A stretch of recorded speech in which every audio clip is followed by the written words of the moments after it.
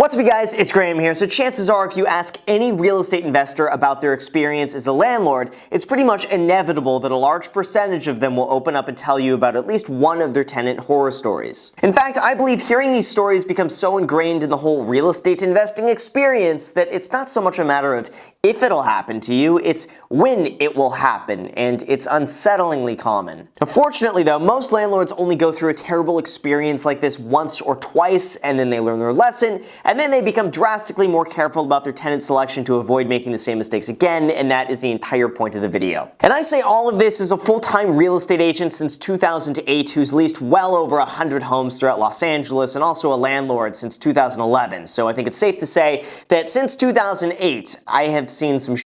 Like even witnessing people who do not smash the like button for the YouTube algorithm if you have not done that already, because it does help out the videos a lot. Had to throw that in there in the beginning. So with that said, let's get into the video. Now the first one happened to a landlord I knew in Hollywood who put up his home for rent at $5,500 a month. Within a short time afterwards, a tenant called and expressed his interest in renting the home, and when he pulled up to see the home, he wore expensive designer clothing, pulled up in like a brand new S-Class AMG, and otherwise looked the part of someone who was going to be spending $5,500 a month on rent. Now the tenant immediately wanted the home and wanted to move in as soon as possible, and explained that the only reason he was leaving was because his current landlord was moving back into the home that he is renting now, and he had to get out and leave. So he went and filled out an application, gave his photo ID, and then ran a credit report. Everything seemed to have checked out, so the landlord went ahead with the lease and decided to have the tenant move in pretty much within just a few days. However, on the day the tenant was supposed to move in and pick up the key and then give the first month rent and security deposit, the tenant just kind of disappeared. He wasn't being as responsive, he wasn't picking up the phone anymore, and that should have been the first red flag. But later that day, the tenant got back to him and said, "I'm so sorry, I've just been at busy meetings all day. We're gonna have to meet later to pick up the key and deposit the rent check."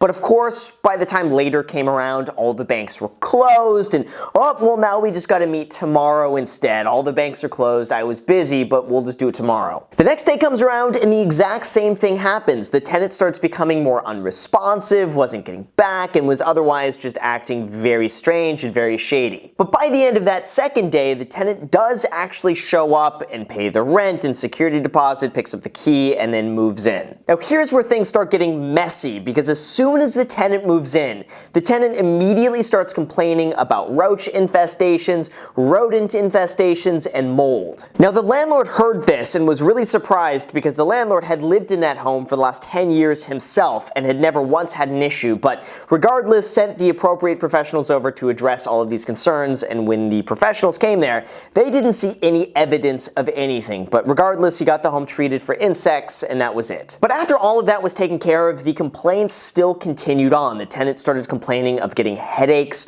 from the mildew and the moisture in the property, to then seeing more insects, to then the heating system stopped working, and everything just suddenly started breaking and going wrong. But then after about a month from when the tenant moved in and the first month rent was supposed to be due, the tenant started making excuses of why the rent wasn't paid. At first, it was mistakenly routed to the wrong bank, and he had to wait a few business days for the money to come back for them to then reroute it to the right account. But then a few days after that, when the money was supposed to be reissued back to the right account, his bank account was mysteriously and mistakenly frozen, so he didn't have access to it for a few days and had to wait for that to clear up for him to send more money. Now, those types of excuses continued on for 6 months. Yes, that's right.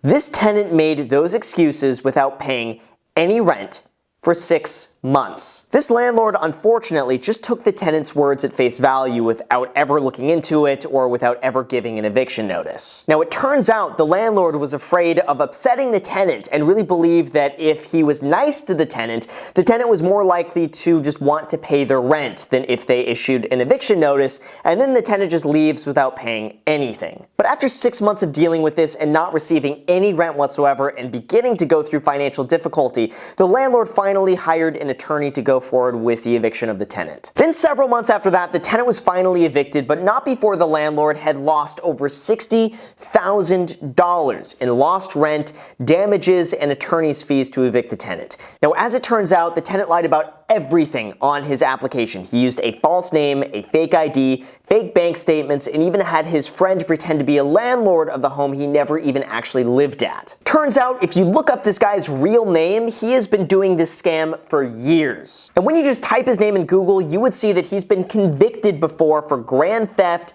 insurance fraud, conspiracy, and money laundering. This type of tenant has been doing this scam over and over and over again just to live rent-free for years, just by taking advantage of the generosity of unexperienced landlords. This is why it's so important to verify every single item a tenant writes down on their application independently from what they say and claim. And any red flags of not paying rent as soon as it's due should be attended to immediately and taken very seriously. And then if the tenant is more than 1 to 3 days late on their rent, immediately move forward with an eviction with a 3-day notice to pay or quit. And while the majority of the time that's not going to be necessary, it is very important to protect yourself just in the event you have one of these tenants who doesn't pay and then drags that out for months. Now, the second story is really none other than my own mistake. I fully own up to it because I screwed up. I even made a video about this before in a lot of detail, like 37 minutes worth of detail, but I will just summarize what happened right here. All of this really began in 2011 when I bought my first property with the expectation of going in, renovating it, fixing it up, and then being able to rent it out. But being the first time I've ever renovated a property before,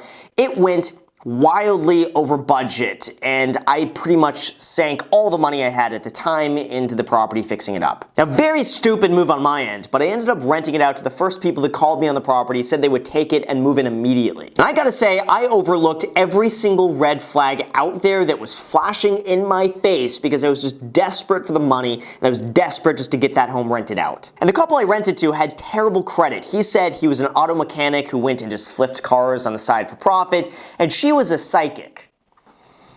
Yes, can't make that up. Their businesses were operated entirely with cash, and he ran all of the cash through her bank account, so she was the one showing all the income and like regular cash deposits. But again, like I said, they were ready to move in immediately. Now, in the very beginning, everything was fine, but then a few months into it, I got the call that the rent was going to be a little bit late. He said that he was in a car accident and had some medical bills come up, so the rent was just going to be a little bit late. And me trying to be like cool at the time and being like buddies with the tenant, I was like, yeah, no problem. Thanks for letting me know. It's cool if you pay rent a little bit late. As long as you pay. That's it. Sure enough, he ended up paying the rent a little bit late, but he paid it and everything was all good. The second month came around and the same thing and the same excuses of just like the medical bills are piling up, things are adding up, I'm gonna be a little bit late on rent this month, but I promise I'm gonna pay it. And I said, no worries, that's totally fine. As long as you just pay the rent, I'm good. And of course, that continued until a few months later when he says, now the bills are really starting to add up, so I would like to pay half of the rent a week late and then the other half of the rent towards the end of the month. And I thought to myself, as long as you pay the rent, as long as by the end of the month your rent is paid, I'm good with it. Just please pay your rent. But then shortly after that, things took a big turn for the worse where I wanted to do a cash out refinance so I can pull equity out of the property and then use that money to go and invest in more real estate. But when I called him up and told him that an appraiser needed access to the home, he suddenly got very upset and very confrontational and just told me that under no circumstances was anyone ever allowed to go in the garage. And then I very firmly told him that that's not an option. We need access to the garage. It's in the lease agreement that you signed that I can have access to the garage if I need to for an appraiser, and that's pretty much when he told me he was growing weed in the garage. And then he explained that what he was doing was all legal because he has the permits to do it, and it's legal in California, and this and that, and I was just like, who did I get in this property? And it turns out that that was his business. He was using my garage to grow weed to sell. He was not this auto mechanic that flipped cars. His girlfriend was not a psychic that operated a cash business. They grew weed and they sold it. So of course, when I requested that he remove that from the garage so that I could go and refinance the property, he just stopped responding to me. And also with that, he stopped paying rent. So after a while now of trying to reach him, he finally got in contact and said that he would move out of the property if I gave him $4,000 and his security deposit back, and I forgave him for all of the missed rent. Now, I didn't trust him, obviously, because he's lied to me in the past, and I went forward with an eviction. It was really at that time that he began getting very aggressive with me and would start sending me these very threatening text messages about what he was going to do to me if I evicted him and how he was going to, quote unquote, mess me up. And he also blamed me as the reason why him and his girlfriend broke up because I was apparently trying to like mess up their relationship by giving them an eviction notice. The guy was weird. Now, during the eviction process, he tried to fight me every step of the way. At first, he said there was mold in the property, and then he said the property was uninhabitable and he didn't have to pay rent for that. And then he said he paid the rent, but I claimed I never received it and he had no proof of payment. The list just went on. Now, thankfully, I was able to evict him a few months later, but before he left, he just completely trashed the property. That was easily $10,000 worth of damages, plus lost rent, plus the cost of eviction, and that was very tough for me to go through as like a young 20-something who's never had this experience before and having to come out of pocket a lot of money and just completely getting burned. But looking back now in hindsight, I have to say that was probably one of the best learning experiences that I have ever been through, and I'm really fortunate that I got that one out of the way on the first property I ever rented versus that happening now. And also, I fully admit, I myself am responsible for that. I was a total idiot and I ignored every single red flag. That was bad credit, cash income, no consistent job history, accepting late rent, and just every other mistake that I could have possibly made. I just ignored it all. So that for me was definitely a lesson well learned, and since then, fortunately, I have not had a single negative experience with a tenant after that. Since then, all of my tenants have been absolutely amazing. I love them. I don't want any of them to leave. And if it wasn't for that first experience, I'm not sure I would have gotten to the point now of being able to pick a tenant who I think would be a great fit for the property, for myself, and just not only that, but making sure they're happy with where they live. And third, this is the worst tenant I have ever seen throughout my entire career in real estate. This one takes it. It happened to one of my clients who ended up leasing their home on their own, and then it turned into a nightmare. And here's what happened. This client built a brand new construction in 2007 at the height of the real estate market with the intention of flipping it for a profit. But by the time the home was finished, the housing market just completely tanked and he was drastically underwater on the home. We're talking like he was $3 million in on a property that was now maybe worth $1.3 to $1.4 million with no buyers in sight, and he just couldn't afford to keep the home. But the owner had a plan, and that was to rent out the home to help cover the mortgage payments while at the same time asking his bank to do what's called a loan modification. That's when a borrower can renegotiate the terms of the loan with the lender to avoid foreclosure, and that was very common in 2009 and 2010. Back then, banks were inundated with foreclosures, and a lot of times it was better to renegotiate with the current borrower and even take a small loss up front to have to go through with the process of foreclosing on the property, the years it takes to then resell it, and the hassle involved with doing so. So many banks were open to reducing the terms of the loan or knocking off some of the payments to just help the buyer out. But the thing was, to be eligible for a loan modification back then, you had to show that you were in financial distress and were not making the mortgage payments and were in the process of being foreclosed on. Then, at that point, the bank would negotiate with you and work out a payment plan that you would be reasonably able to afford without being foreclosed. So that's exactly what the owner did. He stopped making the mortgage payments on the property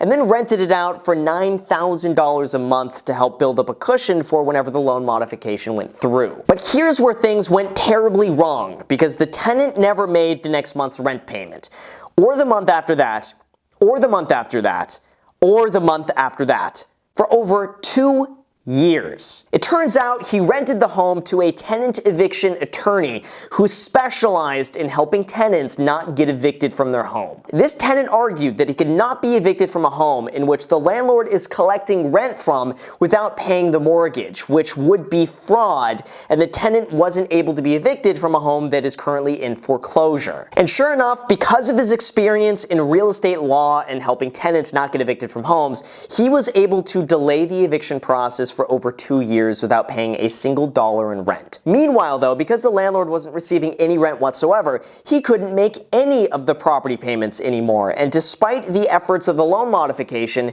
he ended up losing the property back to the bank and losing every single dollar he invested into the property to try to save it. That same tenant continued living in the property throughout the entire foreclosure process, continued living in there even after it had been foreclosed, and then tried to negotiate with the bank for more for free rent after the bank had taken ownership. In total, he was able to live in that home for $9,000 a month for free for over 3 years before he left and then moved on to try to find someone else to do this to. And the only reason I heard about this is because this guy then tried to rent another associate's home in my office who was going through the same loan modification, and word spreads very quickly about what this guy was doing and for everyone to basically blacklist this guy from renting any home. Apparently, this is exactly just what this guy does. He looks at people who are behind on their mortgage payment, moves in to rent their home, then stops making the payment altogether, and then argues on his own behalf to stay there rent-free. Unfortunately, my tenant horror stories don't just stop there, but it does become too much to list. This includes tenants lying about their previous residence history, lying about past evictions, faking bank statements,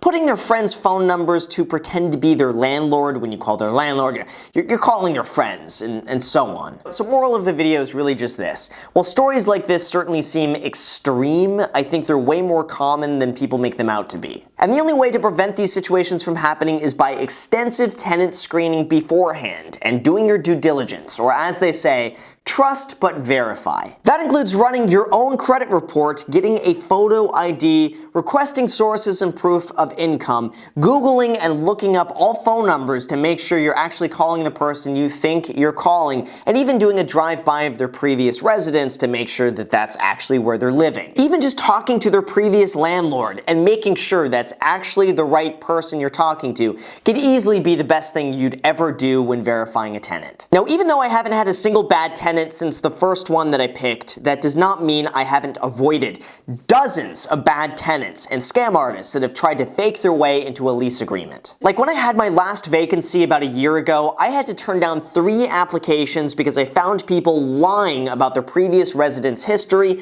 where they worked, where their income came in, and I even got one person who was being evicted from their home and lied about all the phone numbers on that application until I actually tracked down the real landlord who told me the full story about how they never paid rent and how they're being evicted and how they've been doing this from house to house to house. So anytime you're investing in real estate with the intention of becoming a landlord and renting out the home, you have to be very careful with who you pick as a tenant. You have to take your time and you should not rush into these things. But I also really believe that with careful due diligence and planning ahead of time, all of these mistakes are easily avoidable, and that's the entire point of this video. So with that said, you guys, thank you so much for watching. I really appreciate it. And as always, if you guys enjoy these videos, make sure to smash the like button, destroy the subscribe button, smash the notification bell so YouTube notifies you anytime I post a video, which is 3 times a week. Also, make sure to add me on Instagram. Post it pretty much daily, so if you want to be a part of it there, which you should, make sure to add me there. Also, make sure to add me on my second channel. It's called The Graham Stephan Show. I post there every single day. I'm not posting here. So if you want to see me now every single day, subscribe on that channel as well and hit the notification bell and like button. Cool. So anyway, with that said, thank you again for watching, and until next time.